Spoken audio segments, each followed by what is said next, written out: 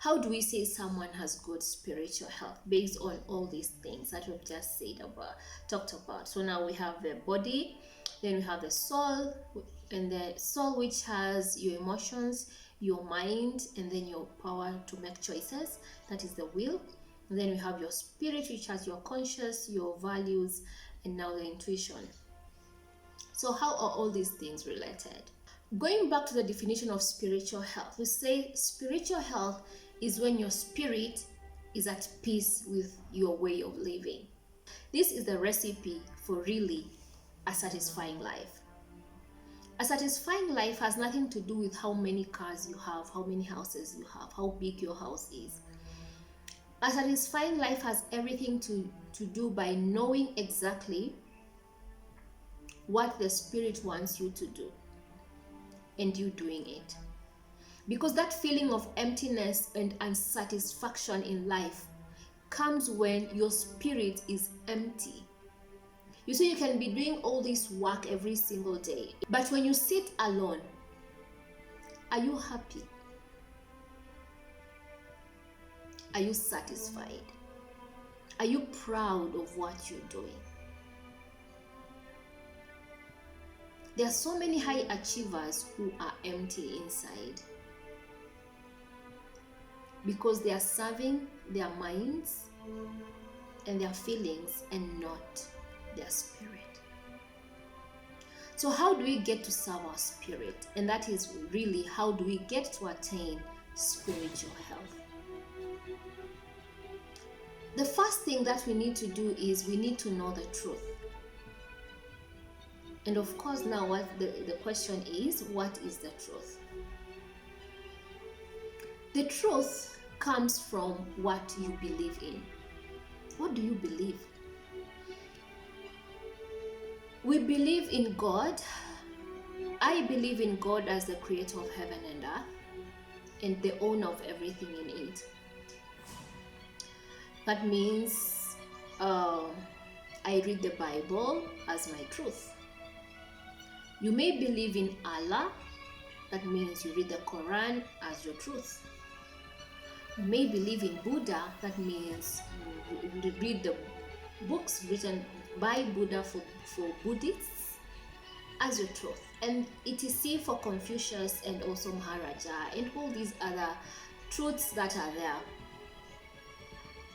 So the only way to know the truth is by going back to the source of what you consider is a higher divine power and learning what exactly does this source say. That is where you get your truth from. And then once you get your truth, find the truth about your life as well. Because you need to know the truth, and then you need to know your truth as an individual. Yes, I believe God is the creator of heaven and earth, but what does God say about me? You need to know that information as well. And that information is what it means. We hear people talking about the meaning for your life or the purpose for your life. We only get that bit of information, the why we are alive, by going back and consulting the source, which is God. You cannot get a purpose of your life from your friends, your parents, your mentors. You can't. They can only give their opinion, but the ultimate truth is actually from God. And the ultimate truth is in your spirit. So if you search your spirit, you will be able to know what is the truth about your life. Once you know the truth, then you'll be able to know your system of values automatically, and then your priorities, because all these things come together. You see, once you know where you want to go, you know where you do not want to go. That means your system of values. And then how you are going to get there, that means your priorities. So all these things come together by knowing the truth and searching the truth about your life. And the good thing is, the truth about your life is inside of you, is in your spirit. It's not anywhere else. Then the second thing is, how do we get to search the truth about ourselves? You need to find time to be alone. I think it's the most important thing. People call it meditation. You need to find time to be alone and think about nothing else other than you. So what questions do you usually think of? You see, usually when you are quiet, and when I say quiet, it doesn't mean that it's the environment. It's not about the physical environment. No, it is about you, your soul, your mind. First of all, can you keep quiet? Can you make your mind to keep quiet? Because I know that is also a big challenge, especially for someone who's used of life to just keep on moving and moving and moving without really having time to stop. So the first thing that you need to do is learn to stop. And it's not stopping just physically, but it's also stopping in your soul, in your mind. And usually, once you stop, what are the things that come to your mind? Because if you're able to quiet your mind, like control it in such a way, there is no music that plays in your mind, there is no argument that surfaces in your mind. There are no conversations or pictures that you saw or movies that you watched that keep on creeping into your mind. And that is a very fast positive step. Because once you're able to just stay quiet without no interruption from any part of your life, including your mind, then you need to start asking these questions. What do I value? What is the most important thing in my life? Sometimes it's difficult to answer that question. What are the things that really give me joy? Once you are able to find out what really makes you happy, you may have an idea of what really your spirit wants. The other way of doing it is have a habit of auditing your day every single day.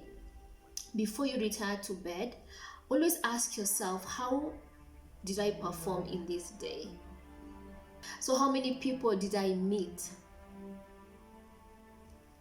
Were they happier that I was there?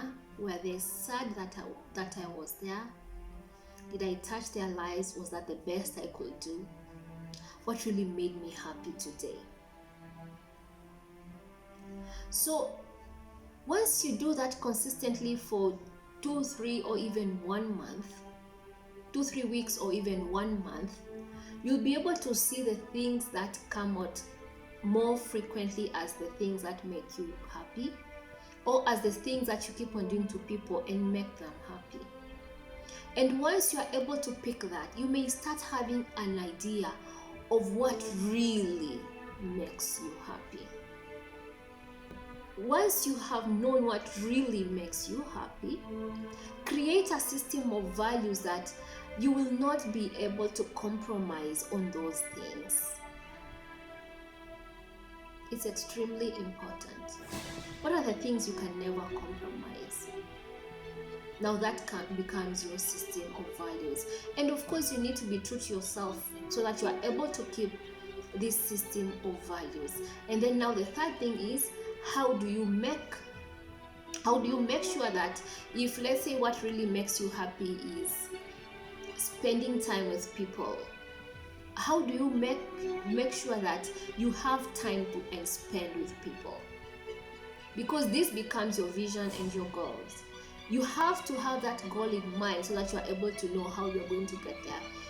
So if you know your destination, automatically your road becomes very narrow, because not any road can take you there. You automatically know which roads cannot take you there. The other thing that you also need to remember is always learn to live for others, because in this world we are in a system and we each depend on each other for our survival.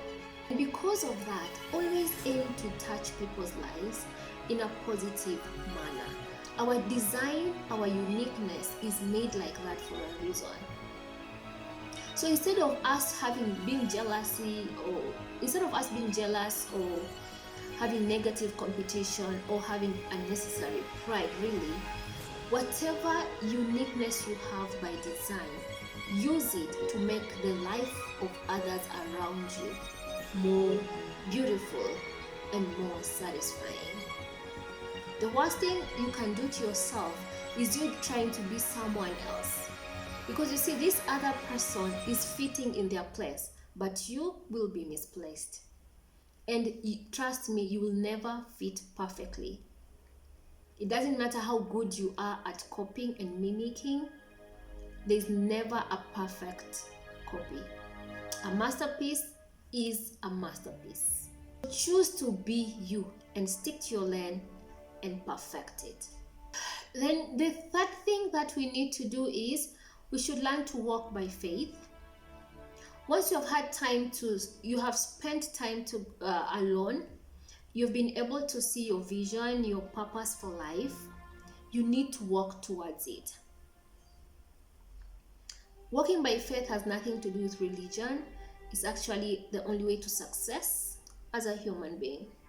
Because you only walk by faith towards a direction where you've already seen in your mind. Because faith is when you're so sure of what you have not been able to actually have it. Once you see, if you want a car, you being able to see that car and start saving and working towards getting that car, that is what it means to walk by faith. Once you've already bought that car, there's really no walking by faith anymore. Make sure you always engage your spirit, you always engage your mind. It's extremely important. And walk. Every single step you do every single day should be towards that one thing. The fourth thing is always be grateful. There are so many reasons to complain, but as we say, the thoughts that we put in our mind sometimes have access to our spirit. So if you always have these complaining thoughts and negative thoughts, automatically that's really what your spirit will be receiving every single day. And that is where your life will be directed every single day. The quality of your thoughts becomes the quality of your reality. So if you have a heart of gratitude, that means despite what is happening in your life today, choose to find that one positive thing and be happy that you're still here. And then last but not least, have a habit of praying. A prayer is not a religious practice. A prayer is simply you submitting under a divine power. Because we did not create ourselves, we know that. There is another power that is above what we know. And you submitting to that power and you humbling yourself to that power is actually what we call prayer. So prayer is really going before God, if you believe in God or if you believe in Allah or anything else, and emptying your burdens there and also receiving strength to press on as you walk by faith. That is all what prayer is. So that means the first thing about prayer is you need to relate to the divine power. And you need to relate to the people around you. Because we all live as one.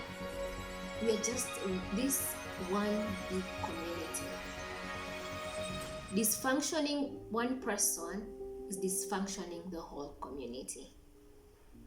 So your role should be to always make sure that the world around you is in a very smooth, systematic flow of power and energy between yourself and that of divine power. The system of values that you have adopted from the higher divine power should be a system of values that you also emanate in the society around you. And so that when you come to pray, it's going to be very easy for you to pray and also receive the energy and maybe the answers, even connecting through your sixth sense to God and getting all these answers that you really need every single day. I really hope this is helpful to you. And as you listen to this, you'll be able to take a few things that will help you become a better person and achieve a perfect, satisfied life. Thank you so much for watching. May God bless you.